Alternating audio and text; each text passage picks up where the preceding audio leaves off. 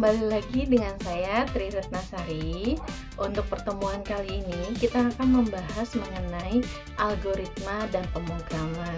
Oke, untuk sebelumnya materi mengenai algoritma dan pemrograman, mungkin untuk di semester sebelumnya sudah pernah membahas tentang algoritma dan pemrograman ya. Nah, di sini hanya kelanjutannya saja. Oke, kita langsung masuk saja untuk pembahasan berikutnya. Apa sih algoritma? Algoritma itu merupakan langkah-langkah yang dibutuhkan untuk menyelesaikan sebuah tugas.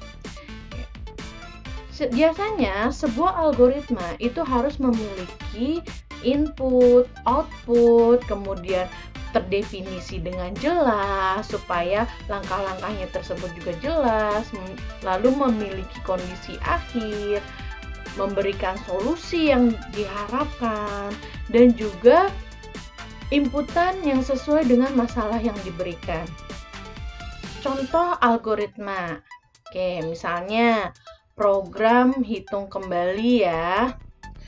Nah, di sini ada deklarasi kita punya variabel sisa uang bayar total dengan tipe datanya adalah long. Kemudian untuk deskripsinya yaitu diperintahkan untuk membaca total bayar, kemudian dihitung sisa uang bayar dikurangi dengan total bayar. Lalu kemudian cetak sisa, selesai, berakhir. Nah, untuk contoh algoritma yang tidak baik seperti ini. Misalnya program cetak ulang.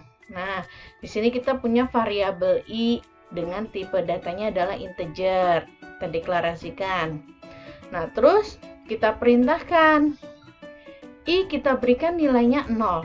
Kemudian kita perintahkan dengan perintah perulangan while i kurang sama dengan 0, maka dikerjakan pernyataannya yaitu cetak Bina Sarana Informatika. Oke, di sini perlu diperhatikan kondisi di dalam looping yaitu i kurang dari sama dengan 0.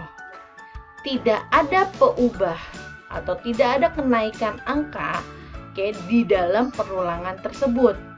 I pertama nilainya adalah 0. Nah, ya apa yang akan terjadi? Yang akan terjadi, si program akan terus berulang melakukan pencetakan, yaitu statement yang tadi, cetak Bina Sarana Informatika. Dia tidak akan berhenti. Maka dianggap di sini adalah contoh algoritma yang tidak baik. Kita lanjut. Berikutnya, cara untuk menyajikan algoritma. Ada dua cara ya. Yang pertama pseudocode. Pseudocode apa sih? Salah satu cara untuk menuliskan algoritma. Biasanya dia disajikan dalam bentuk bahasa. Bisa bahasa Inggris ataupun bahasa Indonesia.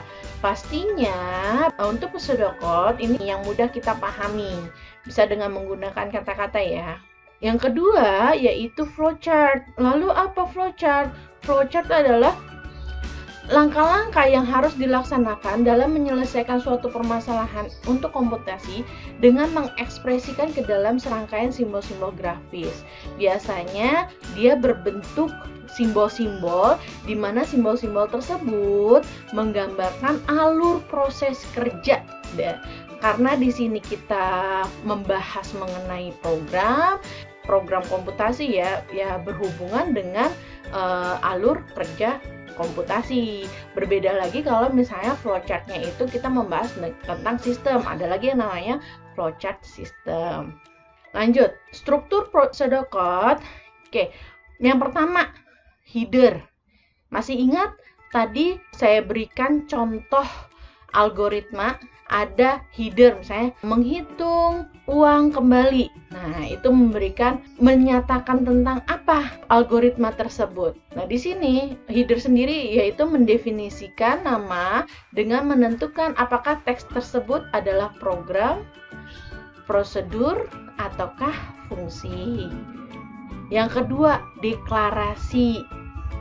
Nah, deklarasi sendiri adalah mendefinisikan nama variabel, nama konstanta, nama prosedur, nama fungsi yang akan digunakan di algoritma. Nah, sama ini tadi juga ada ya, di dalam contoh algoritma ada deklarasi yang seperti tadi ya, kita deklarasikan variabel i merupakan integer, yaitu deklarasi.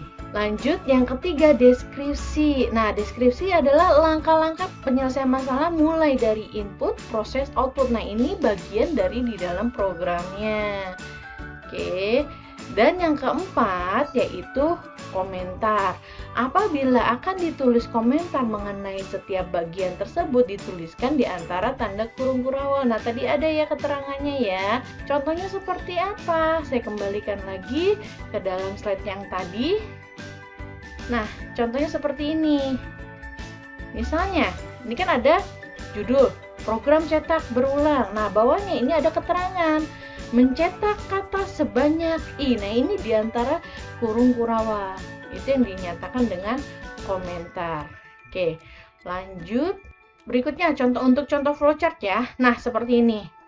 Nah, ini kita ceritain mencari luas lingkaran. Seperti yang tadi saya katakan, flowchart sendiri adalah menggambarkan alur komputasi dengan menggunakan simbol-simbol. Nah, biasanya untuk flowchart itu pasti selalu dimulai dengan simbol start dan diakhiri dengan simbol end.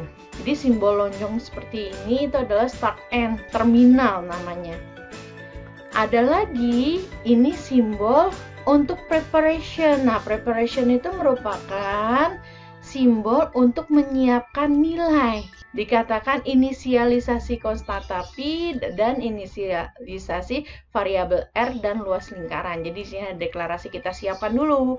Ada nilai konstanta pi dan variabel r serta luas lingkaran. Lanjut, berikutnya adalah simbol jajaran genjang. Itu untuk simbol input output. Oke. Kalau di sini ceritanya untuk inputan, yaitu kita membaca nilai R. Lalu berikutnya simbol persegi panjang itu merupakan simbol proses. Oke, untuk simbol proses di sini bisa mengambil data atau ada proses aritmatika di sini. Nah, kalau proses yang ada di contoh itu adalah proses aritmatika. Saya mencari luas lingkaran sama dengan pi kali R kali R. Lanjut, cetak luas lingkaran. Nah, untuk cetak luas lingkaran sama ya, menggunakan simbol input output yaitu jajaran genjang. Nah, seperti itu untuk contoh flowchart. Oke, kita lanjut. Data program. Data dalam program mungkin dapat berupa variabel tunggal seperti integer, karakter, atau juga bisa dalam bentuk kelompok seperti array, file. Terbagi lagi untuk data program itu ada variabel dan konstanta. Nah, untuk variabel tersendiri di mana nama yang diberikan kepada kumpulan set memori itu menyimpan data tertentu dan nilainya dapat berubah pada saat program dieksekusi. Contohnya, misalnya nama mahasiswa, tanggal lahir, alamat, dan lain-lain. Lanjut, beda lagi dengan nilai konstanta. Kalau variabel dapat berubah nilainya, kalau konstanta itu nilainya tetap selama program dieksekusi itu tidak berubah. Contohnya yaitu nilai pi. Nilai pi pasti tetap 3,14. Lanjut, masuk untuk elemen-elemen program ada 5. Yang pertama, aturan leksikal. Kedua, tipe data. 3, expression. 4, statement. Dan yang kelima adalah function dan prosedur. Oke, kita akan bahas satu persatu. Kita bahas dulu untuk aturan leksikal. Nah, untuk aturan leksikal, di sini yang pertama adalah token. Token itu merupakan kata di mana dia merupakan elemen terkecil pada bahasa pemrograman yang memiliki arti penting bagi compiler. Kalau misalnya penulisan atau katanya sendiri salah, maka compiler sendiri itu akan menyatakan terjadinya kesalahan dalam proses program. Biasanya kalau pada saat kita melakukan compile, itu akan muncul debugging. Nah, di situ kita harus mengecek bagaimana sih yang salah. Kebanyakan memang tadi ya, pada saat memberikan bahasa penulisan sendiri, entah itu cara pengetikannya yang salah, atau kita salah menggunakan perintah. Oke, lanjut. Yang berikutnya adalah komentar. Nah, komentar digunakan untuk memberikan suatu keterangan yang akan dijelaskan isi dari program secara singkat. Biasanya beberapa programmer itu memberikan beberapa komentar. Nah, komentar di sini tidak akan dibaca oleh si compiler dengan menyatakan sebuah simbol. Nah, ada beberapa bahasa pemrograman yang menggunakan simbol khusus untuk komentar. Entah itu kurung buka dan tutup kurung kurawal, entah itu garis miring 2 kali, entah itu garis miring bintang atau tutupnya juga bintang garis miring. Nah, komentar ini itu tidak akan dibaca oleh si compiler, akan dilewati ya. Identifier. Nah, identifier adalah token yang merepresentasikan nama sesuatu seperti variabel, konstanta, field, atribut, prosedur, fungsi, dan lain-lain. Nah, di sini untuk identifier itu biasanya pengenalannya. Kalau kita punya, tadi kan sudah disebutkan variabel, konstanta, kita punya variabel, kita harus mengenalkan dulu punya field apa saja, atribut apa saja, atau prosedur apa saja, fungsi apa saja. Nah, di sini kita harus memperkenalkan dulu ke dalam si program. Supaya apa? Supaya terbaca identifier yang kita kenalkan tersebut, itu si compiler membaca bahwa nama tersebut adalah nama yang kita kenalkan yang masuk ke dalam bagian dari program. Nah, untuk identifier harus berhati-hati pada saat kita mau mendeklarasikan sebuah identifier. Biasanya ada beberapa syarat yang harus kita lakukan. Contoh misalnya pada saat kita melakukan pengenalan suatu variabel nama, penamaan. Yang pertama syaratnya adalah untuk penggunaan simbol itu hanya boleh digunakan underscore ya. Kemudian tidak boleh menggunakan spasi. Antara identifier yang satu dengan identifier yang lain itu ada beberapa pembahasan pemrograman dipisahkan menggunakan koma jika tipe datanya masih satu tipe atau satu jenis. Lalu tidak boleh menggunakan reserved word. Nah, apa sih reserved word? Nah, reserved word itu aturan leksikal yang berikutnya. Reserved word itu merupakan kata-kata yang telah ada atau didefinisikan oleh bahasa pemrograman yang bersangkutan. Misalnya, kita perintah break, go to. Nah, itu kan reserved word yang sudah ada. Nah, itu tidak boleh kita gunakan lagi sebagai identifier. Kalau misalnya mau pakai bahasa yang lain, contoh misalnya N, ya gunakan aja identifier yang lain pakai bahasa, jangan N juga, tapi misalnya kita menggunakan bahasa berakhir. Nah, itu boleh. Lanjut, operator. Nah, operator sendiri adalah kata-kata yang telah ada didefinisikan oleh bahasa pemrograman yang bersangkutan. Nah, ada beberapa operator seperti operator aritmatika, operator logika, operator pembanding, operator bitwise, peubah. Operator itu yang seperti apa? Ya tadi kalau misalnya aritmatika, operator aritmatika berarti ya tambah, kurang, kali, bagi, sisa bagi. Kalau pembanding bagaimana? Lebih dari, kurang dari, lebih dari, sama dengan, kurang dari, sama dengan. Nah, masing-masing operator pun juga nilainya berbeda. Kalau misalnya aritmatika ya berarti berisi nilai, sedangkan kalau operator pembanding biasanya dia nilainya hanya apa? True atau false. Nah, untuk tipe data, nah ini berhubungan dengan identifier ya. Ada beberapa macam tipe data tergantung dari bahasa pemrograman yang kita gunakan. Pastinya kita hanya membedakan apakah identifier yang kita deklarasikan tersebut, kita harus tahu makna isinya nanti berupa apa. Apakah berupa nilai angka, ataukah berupa string, ataukah berupa pernyataan benar atau salah. Nah, itu yang dibedakan. Kalau misalnya berupa angka nanti isinya, maka ambil tipe data integer atau tipe data real, pecahan. Perbedaannya apa? Kalau integer itu bilangan bulat, sedangkan kalau real itu adalah bilangan pecahan yang biasa menggunakan koma, ya. Sedangkan kalau yang karakter bagaimana? Kalau yang nilainya karakter, kalian bisa menggunakan tipe data string. Lalu untuk yang menyatakan isinya benar atau salah, itu adalah tipe data boolean.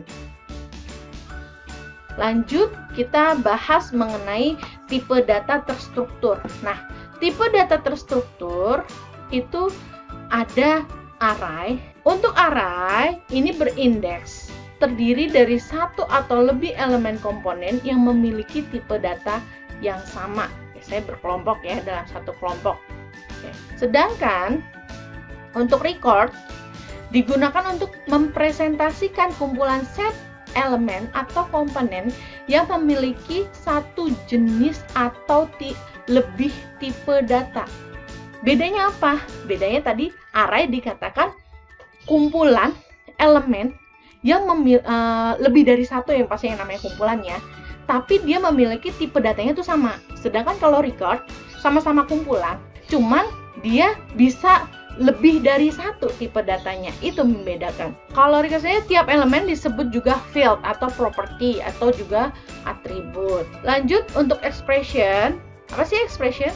Suatu pernyataan yang menghasilkan suatu nilai. Nah, expression itu tersusun dari operator dan operan yang digunakan untuk menghitung atau memberi suatu nilai to variabel atau identifier. Expression yang paling sederhana yaitu nama variabel. Expression yang lebih kompleks akan melibatkan operator-operator maupun pemanggilan function atau prosedur. Ini untuk contohnya. Oke, lanjut statement. Nah, statement itu apa? Yaitu merupakan bagian program yang berisi perintah yang akan dieksekusi atau dijalankan. Ini biasanya yang masuk ke dalam compilernya, nanti dibaca oleh compiler, itu adalah di bagian statement. Nah, untuk statement sendiri itu ada dua, ada simple statement. Biasanya statement yang tidak berisi statement yang lainnya. Oke, sedangkan untuk compound statement itu sekumpulan statement yang terdiri dari statement-statement lain, termasuk juga selection statement dan interactions. Nah, ini contohnya, saya bagi ya, simple statement. Nah, simple statement itu terdiri dari tiga. Yang pertama, assignment statement, untuk memberikan nilai ke suatu variabel. Misalnya, kita punya A dengan nilai adalah 10, sedangkan B dengan nilai A dikalikan 2. Sedangkan C yaitu nilai dari C dikali B. Karena itu yang dinamakan assignment statement. Nah, yang kedua, pemanggilan function atau prosedur. Nah, pemanggilan function atau prosedur telah didefinisikan oleh program. Contohnya seperti ini. Kita memanggil perintah function. Ada function calculate A, B atau cetak A, B. Nah, ini pemanggilan function. Oke, lanjut. Ada lagi jump statement. Nah, di sini melompati statement lain, bisa menggunakan perintah go to atau tiba-tiba break. Nah, go to kan itu dia meloncati statement yang lain atau break. Padahal di bagian bawahnya itu masih ada statement, tapi tidak akan dikerjakan jika sudah ada perintah break atau berhenti di situ program. Nah, itu untuk simple statement. Nah, sekarang untuk compound statement. Nah, compound statement itu ada terdiri dari dua. Yang pertama, selection statement. Untuk melakukan pemilihan sekumpulan statement seperti perintah if. Nah, if kan di sini kan kita seleksi ya, if, then atau perintah case. Oke, pilihan. Ya, itu selection statement. Lanjut yang kedua, iteration statement. Nah, iterasi berarti perulangan. Untuk melakukan perulangan sekumpulan statement. Nah, bisa pakai do while, repeat until, atau for and for. function dan prosedur. Nah, disebut juga dengan subroutine, merupakan block statement yang dapat dipanggil dari lokasi yang berbeda di dalam program. Yang membedakan antara function dan prosedur yaitu suatu function akan dijalankan atau dipanggil akan mengembalikan suatu nilai. Ya. Ketika prosedur atau function dipanggil, kita dapat melewati suatu nilai ke dalam function atau prosedur tersebut. Nilai yang dilewatkan disebut juga argumen atau parameter. Sudah pernah membuat function dan prosedur? Nah, ini sama seperti di dalam pemanggilan function dan prosedur ya. Kita membuat prosedur atau function calculate. Nah, membuat function atau prosedur calculate itu berada di luar statement. Kita buat. Kemudian kita mau menampilkan function atau nilai dari function yang telah kita buat atau prosedur yang telah kita buat tetap harus berada di dalam statement, di dalam tubuh statement agar pada saat kita compile si program itu tetap membaca. Nah, seperti itu gambarannya. Oke, sampai sini untuk materi penjelasannya. Sampai ketemu di materi berikutnya. Saya tutup. Wassalamualaikum warahmatullahi wabarakatuh.